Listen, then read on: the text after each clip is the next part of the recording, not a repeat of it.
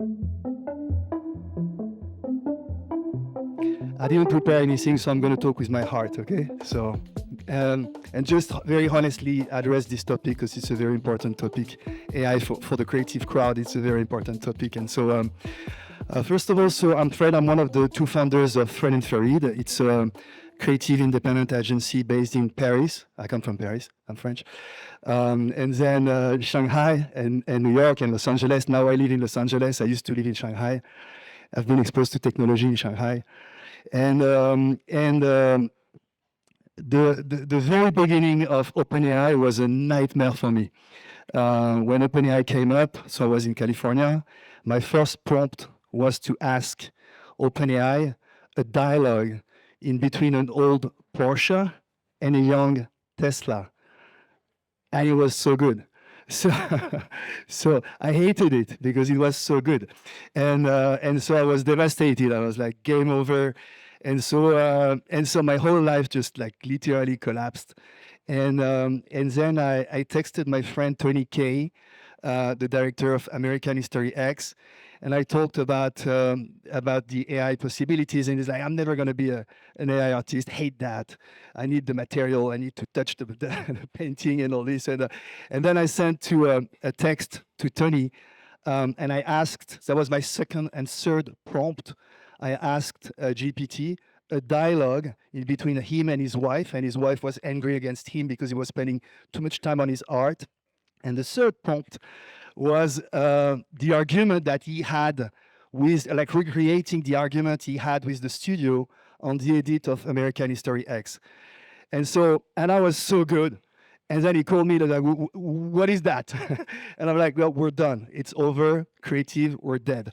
And then I was like depressed. I was angry. I was sad. I even became cynical about all this, and like just the world is over, machine is going to take over, it's done. And then I went to a few months later, I went to Shanghai, and my partner there had organized a big exhibition with 100 AI artists, and he had called that exhibition AI Imagination, and I love the name.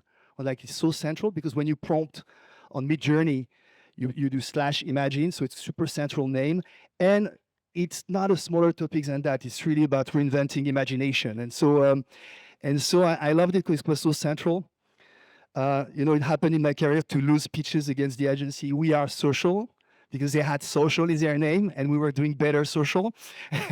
But we lost because they had social, and I was like, okay, this is such a central name, AI Imagination, I'm going to take that. And so we registered this name, and then we started working.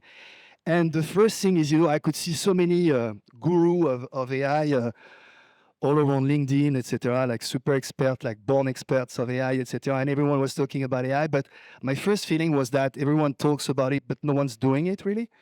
So I made a spin-off inside my group, and unsurprisingly, the Pacific jumped into it. So Shanghai and Los Angeles like jump into AI, whereas Paris and New York resisted, especially Paris, super conservative, like resisted to it. And so we worked with the Pacific team, and we generated, like, humbly, like, we didn't talk about it, we didn't post anything, we didn't do anything, we just generated, like literally hundreds of thousands of images. You have counters, on Midjourney and others, you have counters, so you can know, like hundreds of thousands of images, trying every platform, every possible AI, just like naive, like kids, starting to play with it. And I'm just going to start by showing you just a few videos we've done. They're full AI. So the first one is it's a spec, so it's not a real ad. Okay, it's we just took Nike, like why not? And of course, Nike will never replace human by AI created character for sure, right? But it's just for us to train. We needed to take a brand, so we took Nike, and we've done a spot. So I'm going to share that with you and share also a work that our Shanghai team has done, a landing on the moon. The Shanghai team has done that, and then people just hugging cactus. So I'm just going to show you that, and then I'm going to talk to you about the process and how we came up from really hating it and wanting to kill AI to now we're loving it, and we kind of tamed the monster a little bit, So hopefully, so for a few years maybe. And so so here's the first execution. Too loud? Yeah.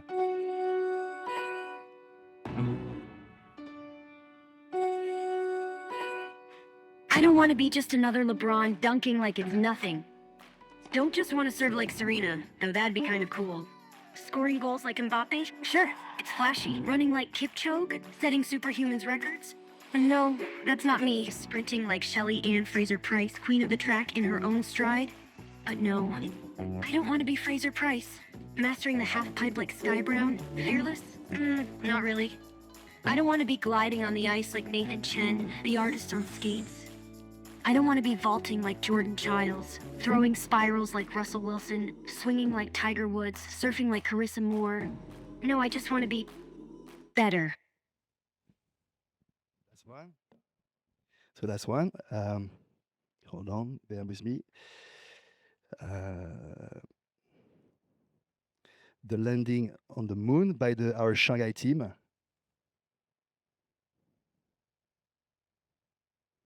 I love the fact that with just a laptop, you can bring so much production value. You can just like, yeah, let's do a rocket taking off and, and landing on the moon almost with your iPhone now. So so that's pretty crazy.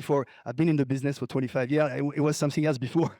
So now we can pretty much do like anything we have in mind, right? So there is no limitation to our creativity. Actually, the only limit we have is our own imagination. It's like when we face the laptop, it's like what because we can do everything. Everything is pretty close to nothing, you know. So it's like, so it can really block you. So this is the landing on the moon. Today is a new day in space exploration. Most powerful launch. This mission is a different one from anything humanity has ever embarked on before. Greatest single broadcast in television history.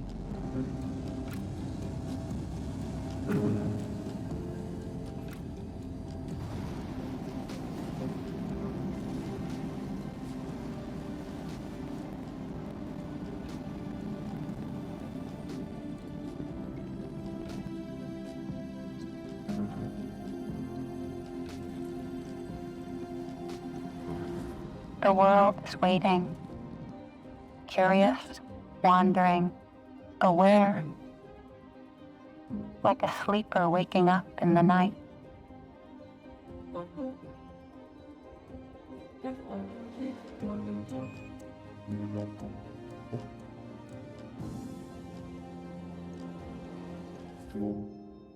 This generation stands ready to return humanity to the moon, and then to take us farther than ever before.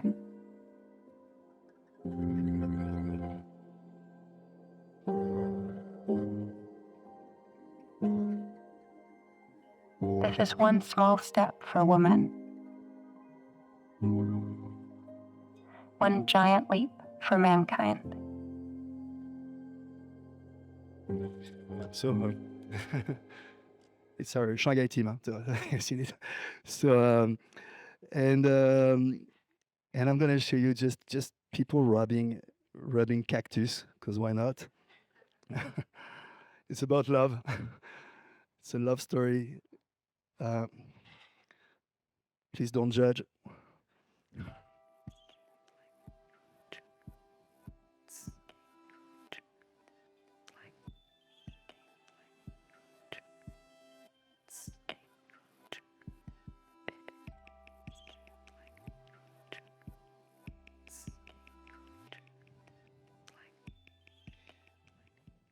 So yeah, so you can see on our website what we have done is, so we have generated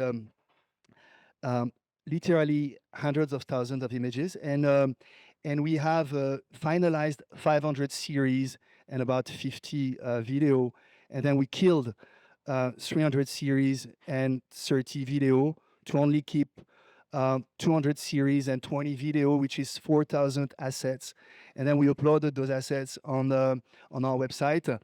And so, yeah, so we didn't talk about it. We just produce to try to tame the monster, you know. And as a creative, you know, It was a fantastic process, a fantastic journey. This is our website. So if you go, it's like imagination, but with an A before, aimagination.com. And so, I mean, the crazy thing for me was that I was so scared at the beginning of AI because I thought it would completely kill us. And what I realized by working with prompters, all day long, is that the AI revealed the personality of the different prompters. And instead of like annihilating all differences, it was really almost exacerbating. Can you say exacerbating? Like exacerbating the personalities and the different sensitivities of all the prompters. And so, and we really entered like a creative process. That was, for instance, I'm going to show you one series that we've done, just to show you how unconventional you can be in your prompt. For instance, that series was created, Adage took it when we launched the company. Adage took that series, and they selected out of 400 images, they selected one of these images. And the reason is that there is a face of an ancient Chinese princess hidden in all those faces. So we're not prompting in a very conventional way. We're trying to really break it and find new original way to approach creatively the process. So we have generated first a face of a princess, and then we have put that face behind all those faces here. And so it's hidden, you don't really, no one knows it, but we know it. And that's why those faces and are so captivating, because we know what we put behind that. I'm going to show you the face, you see. That face is hidden behind. So you can really enter like a kind of, you don't need to be conventional, you can really enter a whole creative process, like completely artistic process. And the reason why, so we have stood out as a studio pretty fast, and we just signed a big contract with IPG, Interpublic, for 2 years to be their main AI studio. I think the reason why we've done that so fast is because in real, we don't respect technology. We disrespect technology, and we believe that the electric guitar took off when Jimi Hendrix started to play with his teeth and burn the guitar. That's the moment when electric guitar really took off, because that's the moment when, he was like submitting the machine, like to his artistic vision and really like not being impressed. And so I think that's the reason why our studio stood up so fast and we signed this contract, is because our approach is completely artistic. We take the tools, but we don't care to use the 5.2 of Midjourney instead of the V6 of Midjourney, It's like if we think 5.2 is better artistically, fine, we take 5.2, So we're not impressed by any new technology. We just take it to misdirect it. And in a way, we try to misdirect any kind of technology that comes up. We try to use it, play with it, disrespect it. And it could be a good tagline, disrespect technology. Or like for a brand like a tech brand, to please disrespect us because we're only tools, So that would be a fantastic tagline, please disrespect us. And so that's the approach we have. It's a completely artistic approach. And because we are convinced that there's a big thing happening right now. There's a big fight, between human and machine, and we'd be crazy not to see that it's happening. So many people now are losing jobs because of machine, and so you have the bright side of AI and the dark side of AI. And in the valleys, they're pretty cynical.